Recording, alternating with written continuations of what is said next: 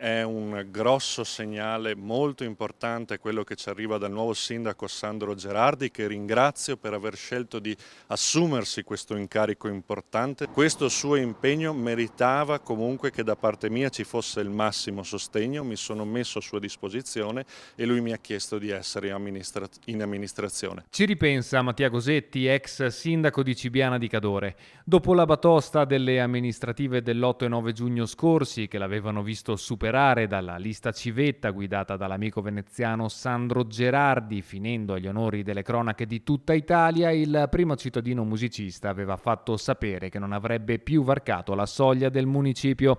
Smaltita la delusione, Gosetti fa però un passo indietro, accettando la proposta del ruolo di assessore del comune cadorino di poco più di 300 anime, e si apre a una riflessione in merito alle motivazioni di quanto accaduto. Una grossissima delusione, un'analisi che abbiamo fatto a seguito del voto, molti non sono andati a votare, il segnale arrivato dai cittadini è arrivato probabilmente anche per il fatto che hanno percepito un po' di mia distanza con il fatto che ho lavorato tanto anche per la provincia di Belluno e per altri enti. Un ritorno in campo nel segno della continuità amministrativa affinché le progettualità avviate nel passato quinquennio possano trovare compimento. Lo farò unicamente per portare avanti questi miei progetti che avevamo cominciato durante l'amministrazione e per dargli naturalmente il massimo supporto possibile. Fondamentale per Gosetti il rilancio dei servizi e delle attività economiche in uno dei paesi più colpiti dallo spopolamento sul territorio dolomitico. Le nuove amministrazioni